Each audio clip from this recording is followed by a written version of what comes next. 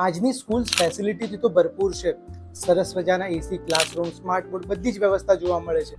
પણ જો કોઈ કમી છે તો એક જ ચીજની છે, સાચા ટ્રાન્સફોર્મેશન માટેના મનોબળ અને લીડરશિપ. એજ્યુકેશનનું અસ્તિત્વ ફક્ત ફિઝિકલ ફેસિલિટીમાં ના હોય. એજ્યુકેશન એક સાચી કેમેસ્ટ્રી છે, શિક્ષક, વિદ્યાર્થી, પેરેન્ટ્સ અને સોસાયટી વચ્ચે. જો શિક્ષક માત્ર કોર્સ પૂરો કરવા પર ફોકસ કરશે તો વિદ્યાર્થી માત્ર માર્ક્સ લાવવા પર ફોકસ કરશે અને વાલીને માત્ર ને માત્ર સારા રિઝલ્ટથી મતલબ રહેશે, તો પછી ટ્રાન્સફોર્મેશન, ભવિષ્ય, આ બધી બાબતો પર કોણ ધ્યાન આપશે?